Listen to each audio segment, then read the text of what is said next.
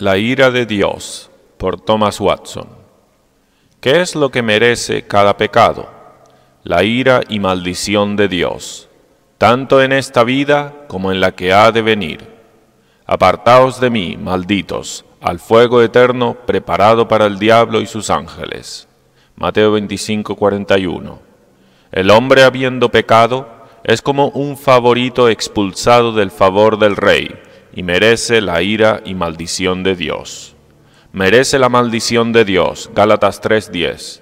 Como cuando Cristo maldijo a la higuera, se marchitó, así cuando Dios maldice a alguien, marchita en su alma.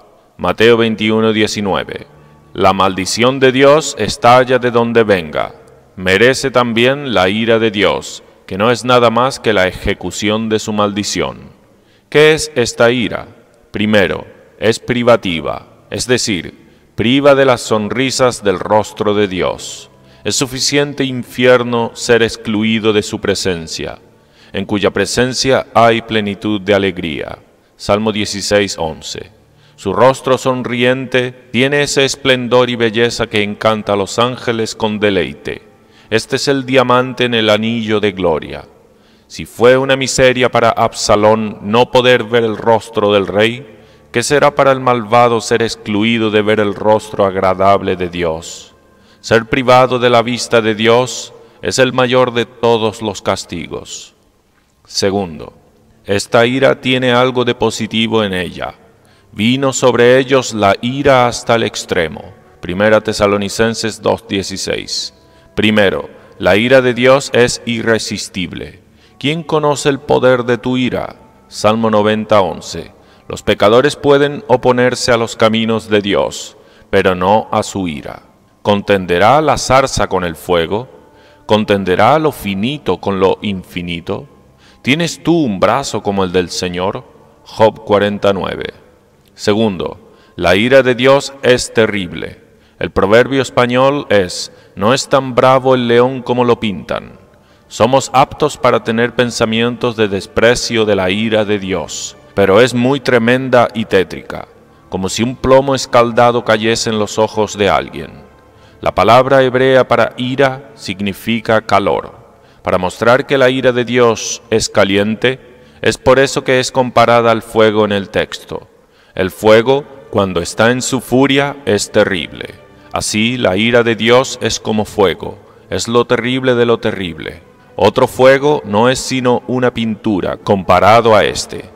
Si cuando la ira de Dios no se enciende sino un poco, y una chispa vuela a la conciencia de un hombre malvado en esta vida es tan terrible, ¿qué será cuando Dios despierte toda su ira?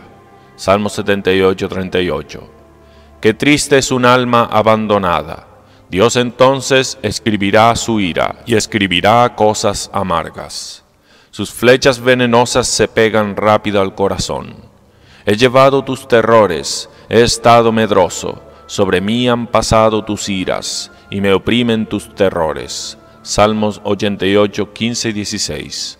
Lutero, en deserción, estaba en un horror de mente, que ningún calor o sangre le restaba. No se le veía sangre en su rostro, sino que yacía como muerto. Ahora, si la ira de Dios es tal hacia los que ama, ¿qué será hacia los que odia? Si los que dan un sorbo de la copa la encuentran tan amarga, ¿qué harán los que beben sus restos? Salmo 75:8. Salomón dice: como rugido de cachorro de león es la ira del rey. Proverbios 19:12. ¿Qué es entonces la ira de Dios? Cuando Dios reúna todas sus fuerzas y se enfrente a un pecador, ¿cómo puede estar firme su corazón? Ezequiel 22:14. ¿Quién es capaz de echarse bajo las montañas de la ira? Dios es el amigo más dulce, pero el peor enemigo. Primero, la ira de Dios se apoderará de cada parte de un pecador, del cuerpo.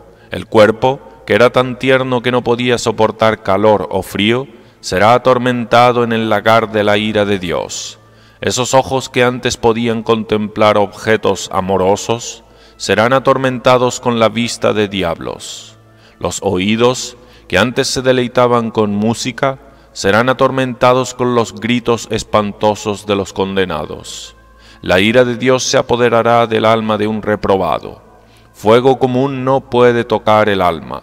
Cuando los cuerpos de los mártires se estaban consumiendo, sus almas triunfaron en las llamas, pero la ira de Dios quema el alma. La memoria será atormentada para recordar los medios de gracia que fueron abusados. La conciencia será atormentada con acusaciones propias. El pecador se acusará por pecados presuntuosos, por malgastar sus preciosas horas y por resistir al Espíritu Santo.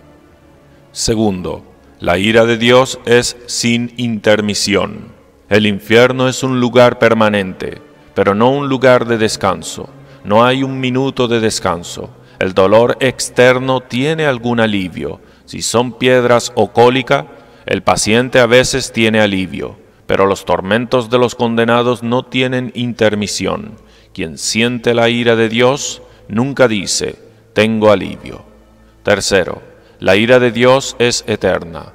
Así dice el texto, fuego eterno. Ninguna lágrima puede apagar la llama de la ira de Dios. No, aunque derramásemos ríos de lágrimas. En todos los dolores de esta vida, los hombres esperan por un cese. El sufrimiento no continuará por más tiempo. O muere el atormentador o el atormentado, pero la ira de Dios siempre se alimentará del pecador. El terror del fuego natural es que consume lo que quema, pero lo que hace al fuego de la ira de Dios terrible es que no consume lo que quema.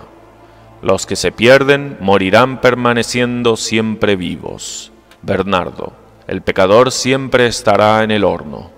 Después de innumerables millones de años, la ira de Dios estará tan lejos de acabar como cuando empezó. Si toda la tierra y mar fuesen arena, y cada 1000 años un pájaro viniese y se llevase un grano, habría mucho tiempo antes de que ese vasto montón de arena quedase vacío. Pero si después de todo ese tiempo los condenados pudiesen salir del infierno, habría alguna esperanza. Pero esta palabra siempre rompe el corazón. ¿Cómo castigar el pecado?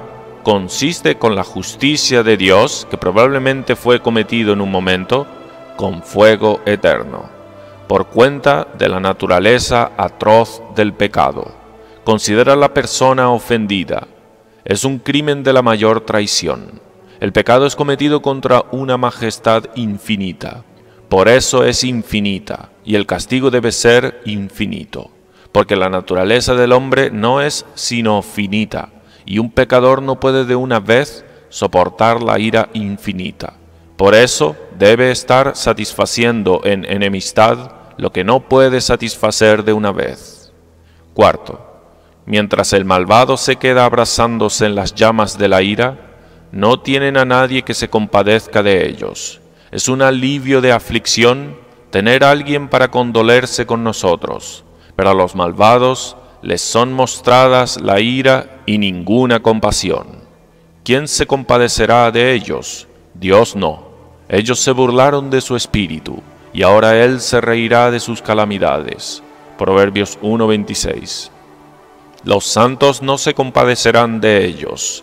Ellos los persiguieron en la tierra. Por eso ellos se regocijarán en ver la justicia de Dios ejecutada sobre ellos. Se alegrará el justo cuando viere la venganza. Sus pies lavará en la sangre del impío. Salmo 58:10.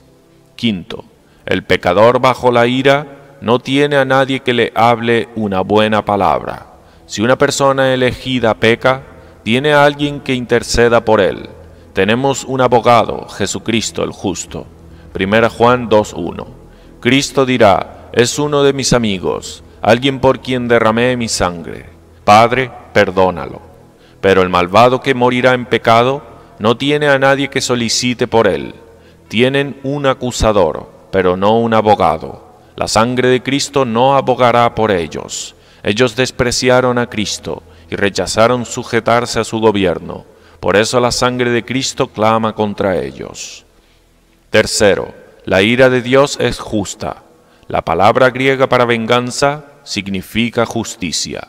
El malvado beberá un mar de ira, pero ninguna gota de injusticia. Es justo que la honra de Dios sea reparada. ¿Y cómo puede ser eso al castigar a los ofensores? Quien infringe las leyes del rey merece la sanción. La misericordia se basa en el favor, el castigo en el merecimiento. Nuestra es la confusión de rostro. Daniel 9:8. La ira es lo que nos pertenece por ser pecadores. Nos es debido como cualquier salario que es pagado. Primer uso. Para informar. Primero, Dios es justificado al condenar a pecadores en el último día. Ellos merecen ira, y no es injusticia darles lo que merecen. Si un malhechor merece la muerte, el juez no hace mal en condenarlo. Segundo, ve qué mal tan grande es el pecado, que expone a una persona a la ira de Dios para siempre. Puedes conocer a un león por su garra, y puedes conocer lo malo que es un pecado por la ira y maldición que acarrea. Cuando ves a un hombre llevado a una cerca para ser ejecutado, concluyes que es culpable de algún crimen capital que acarreó ese castigo. Así, cuando un hombre está en la zona ardiente de la ira de Dios y ruge en llamas, debes decir: qué horrible es el mal de un pecado. Los que ahora no ven ningún mal en insultar o en violar el día de reposo, verán que parece negro en el espejo de los tormentos del infierno. Tercero, ve aquí una inscripción en la pared, aquello que refrena el júbilo de un pecador. Ahora es enérgico y juguetón, canta al sonido de la flauta e inventan instrumentos musicales. Amós 6:5. Bebe aguas robadas y dice: son dulces, pero deja que recuerde que la ira y maldición de Dios penden sobre él, que brevemente, si no se arrepiente, será ejecutada sobre él. Dionisio pensaba, cuando se sentó en la mesa, que veía una espada desnuda pendida sobre su cabeza, pero la espada de la justicia de Dios pende sobre un pecador, y cuando el hilo fino de la vida sea cortado en medio, caerá sobre él.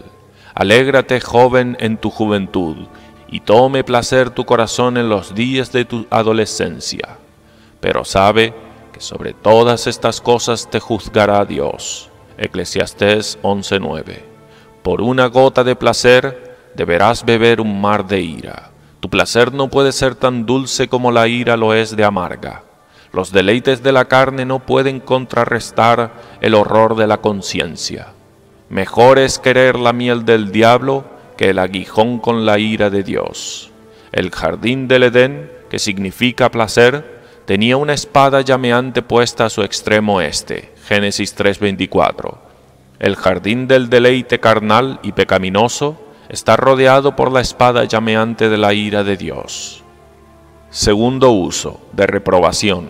La estupidez de los pecadores es reprobada, quienes no son más afectados con la maldición e ira de Dios que les son debidas. Nadie considera en su corazón, Isaías 44:19. Si estuvieran en deuda y el sargento estuviera a punto de arrestarlos, serían afectados con eso, pero aunque la ira furiosa de Dios esté lista para arrestarlos, no la tienen en cuenta. Aunque una bestia no tenga vergüenza, tiene miedo del fuego, pero los pecadores son peores que los animales, pues no tienen miedo del fuego del infierno hasta que estén en él. La mayoría tiene la conciencia adormecida o cauterizada, pero cuando vean las copas de la ira de Dios cayendo, ellos gritarán como el hombre rico: «Oh, estoy atormentado en esta llama». Lucas 16:24. Tercer uso, de exhortación. Primero, adoremos la paciencia de Dios, que no ha traído sobre nosotros esta ira y maldición todo este tiempo. Hemos merecido la ira, sin embargo, Dios no nos ha dado lo que merecemos. Podemos estar de acuerdo con Salmo 103:8. Dios es lento para la ira. Y con el verso 10, no ha hecho con nosotros conforme a nuestras iniquidades, ni nos ha pagado conforme a nuestros pecados. Dios ha aplazado su ira y nos ha dado espacio para el arrepentimiento. Apocalipsis 2:21. No es como un acreedor apresurado que requiere la deuda y no da tiempo para pagarla. Su pieza de advertencia sale disparada, para que no salga disparada su pieza de asesinato. El Señor es longánimo para con nosotros, no queriendo que perezca. 2 Pedro 3:9. Dios suspende la sesión judicial para ver si pecadores se vuelven. Aleja la tormenta de su ira. Pero si los hombres no quieren ser advertidos, que sepan que esa longanimidad no es perdón. Segundo, trabajemos para evitar la ira que hemos merecido. ¿Cómo de cuidadosos son los hombres para evitar pobreza o desgracia? Trabaja para evitar la ira eterna de Dios, para que no solo sea aplazada, sino removida. ¿Qué haremos para evitar y escapar de la ira venidera? Primero, teniendo un interés en Jesucristo. Cristo es la única protección puesta entre nosotros y la ira de Dios. Él sintió la ira de Dios para que los que creen en Él nunca la tengan que sentir. Jesús, que nos libra de la ira venidera. 1 Tesalonicenses 1:10. El horno ardiente de Nabucodonosor era un tipo de la ira de Dios, y ese horno no chamuscó las ropas de los 3 jóvenes, ni siquiera olor de fuego tenían. Daniel 3:27. Jesucristo entró en el horno de la ira de su Padre, y el olor del fuego del infierno nunca pasará a los que creen en Él. Segundo, si queremos evitar la ira de Dios, tengamos cuidado de esos pecados que la provocarán. Edmundo, sucesor de Anselmo, tenía un dicho: preferiría saltar a un horno de fuego que cometer un pecado de buena gana contra Dios. Hay varios pecados ardientes de los que tenemos que tener cuidado, que provocará el fuego de la ira de Dios, el fuego de la ira precipitada. Algunos que profesan la religión no pueden frenar sus lenguas, no se importan de lo que dicen en sus iras, hasta maldecirán sus pasiones. Santiago dice: la lengua es inflamada por el infierno. Santiago 3:6. Ten cuidado de una lengua ardiente, para que no te lleve a un tormento ardiente. El hombre rico imploró por una gota de agua para enfriar su lengua. Cipriano dice que él había ofendido más en su lengua y que ahora estaba más inflamada. Ten cuidado del fuego de la malicia. La malicia es un humor maligno, por el que deseamos el mal a los demás. Es un bicho que vive en la sangre. Estudia la venganza. Calígula tenía un cofre donde guardaba venenos mortales para aquellos en contra de los que tenía malicia. El fuego de la malicia lleva a los hombres al horno ardiente de la ira de Dios. Ten cuidado del pecado de la impureza. A fornicarios y adúlteros juzgará a Dios. Hebreos 13:4. Los que se queman en impureza están en gran peligro de quemarse un día en el infierno. Permite que un fuego apague a otro, que el fuego de la ira de Dios apague el fuego de la lujuria. Tercero, a ti que tienes una esperanza bien firme de que no sentirás esta ira que has merecido, déjame exhortarte a estar muy agradecido a Dios, que ha dado a su Hijo para salvarte de esta tremenda ira.